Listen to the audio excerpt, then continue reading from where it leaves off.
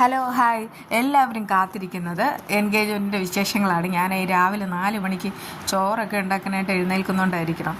ഞാൻ ഇങ്ങനെ വീഡിയോ ചെയ്തുകൊണ്ടിരിക്കുകയായിരുന്നേ. ആ സമയത്ത് തന്നെ ഉറക്കം വന്ന് ഉറങ്ങിപ്പോയി. ഇപ്പോഴാണ് ഞെട്ടി എഴുന്നേൽക്കുന്നത്. എന്നാലും നമുക്ക് വിശേഷങ്ങളിലേക്ക് പോയാലോ. അങ്ങനെ വർഷയ്ക്കിടാനുള്ള എൻഗേജ്മെൻറ്റ് ഡ്രസ്സെല്ലാം അപ്പാടെ കീറി പറഞ്ഞു പോയി. അക്കാര്യം പറയാനായിട്ട് വസുന്ധര നേരെ വിവേകിൻ്റെയും ധനത്തിൻ്റെയും അടുക്കലേക്ക് വരികയാണ് കേട്ടോ.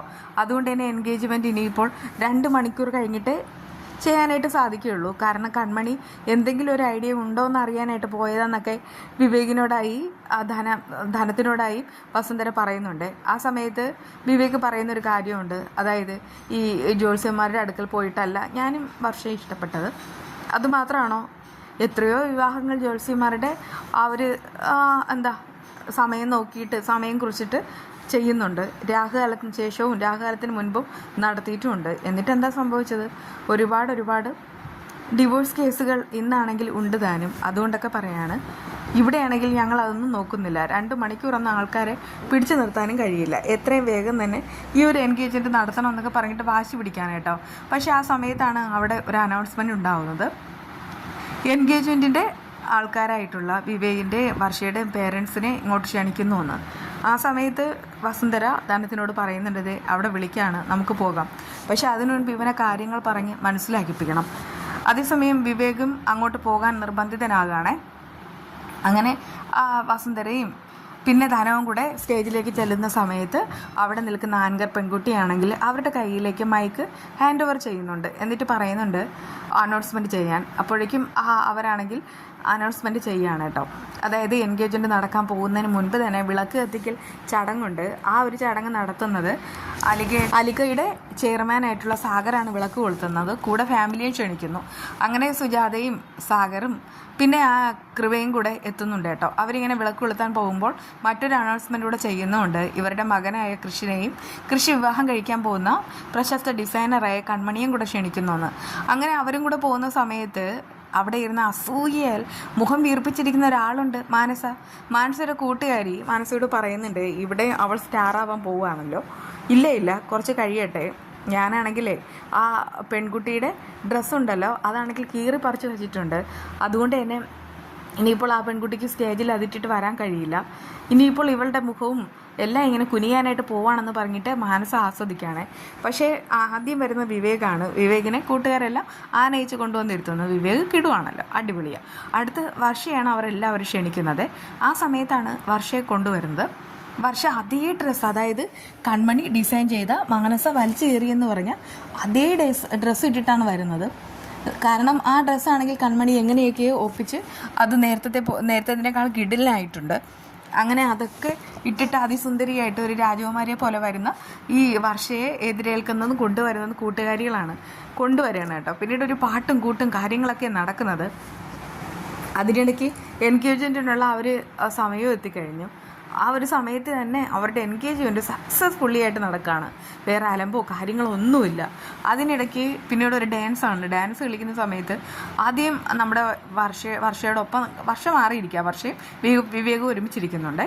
ശിവയും പിന്നെ അഭിരാമിയും അതേപോലെ നമ്മുടെ അഞ്ജുവും കൂടെ ഒരുമിച്ചാണ് ഡാൻസ് കളിക്കുന്നത്.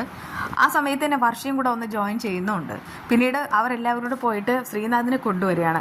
ഇതിനിടയ്ക്ക് ഒരു കാര്യം പറയാൻ വിട്ടുപോയി. അതായത് മോതിരം മാറ്റം നടക്കുന്ന സമയത്ത് ഈ വസുന്ധര മോതിരം ആദ്യം ഏൽപ്പിക്കുന്ന ശ്രീനാഥിനെയാണ്. അതായത് ശ്രീനാഥാണ് ഈ വർഷയെ റെപ്രസെൻ്റ് ചെയ്ത് അവിടെ കാര്യങ്ങളെല്ലാം ചെയ്യുന്നത്. അങ്ങനെ ശ്രീനാഥ് അവിടുത്തെ ഒരു രക്ഷകർത്തായിട്ട് മാറുകയാണ് ചെയ്യുന്നത്. പിന്നീട് വേറെ കുഴപ്പമൊന്നുമില്ല. ആദ്യം ആ റിങ് ഇങ്ങനെ മേടിക്കാൻ പറയുമ്പോൾ ശ്രീനാഥ് ഭയങ്കര സങ്കടത്തിൽ നിൽക്കുന്നുണ്ട്. പക്ഷേ കുറച്ച് കഴിഞ്ഞപ്പോൾ ശ്രീനാഥ് അങ്ങ് ഓക്കെയാണ്. പിന്നെ അവരോടൊപ്പം ജോയിൻ ചെയ്തിട്ട് ശ്രീനാഥും നന്നായിട്ട് തന്നെ ഡാൻസും കാര്യങ്ങളും ഒക്കെ കളിക്കുന്നുണ്ട്.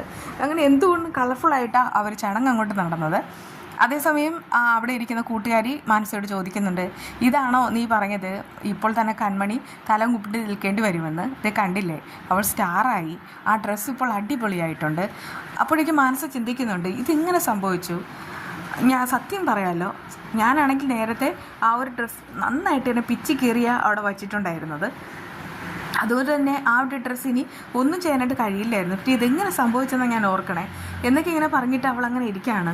അപ്പോഴേക്കും കൂട്ടുകാരി പറയുന്നുണ്ട്, നീ പലവട്ടം പറഞ്ഞിട്ടുണ്ട് കൺമണിയെ തോൽപ്പിക്കാൻ കിട്ടിയ അവസരമാണ് നീ മുതലാക്കുമെന്ന്. പക്ഷെ കണ്ടില്ലേ, കൺമണി ഇവിടെയും സ്റ്റാറായി. ആ കറക്റ്റ് ഡ്രസ്സ് തന്നെയല്ലേ ഇപ്പോഴും ആ വർഷ എന്ന് പറയുന്ന പെൺകുട്ടി ഇട്ടിരിക്കുന്നത്. അതിൻ്റെ അർത്ഥം എന്താ?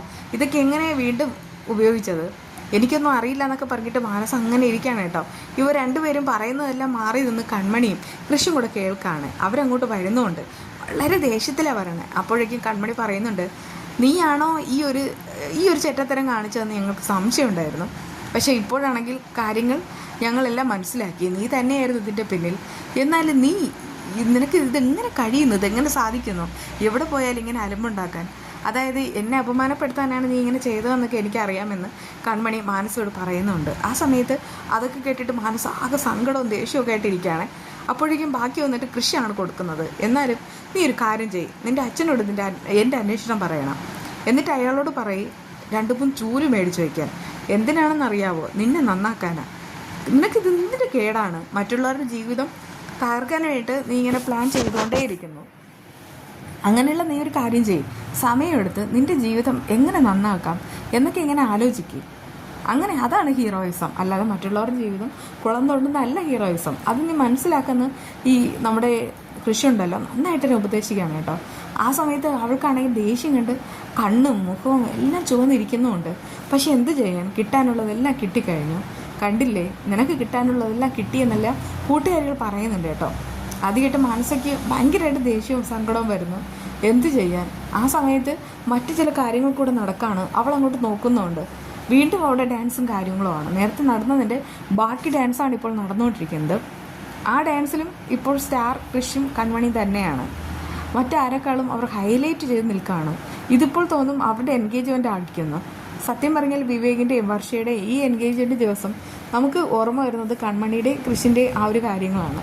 അതുകൊണ്ട് തന്നെ അവരുടെ വിവാഹം നടക്കണമെന്ന് നമ്മളിപ്പോൾ ഒരുപാട് ആഗ്രഹിക്കുകയും കാത്തിരിക്കുകയും ചെയ്യുന്നു.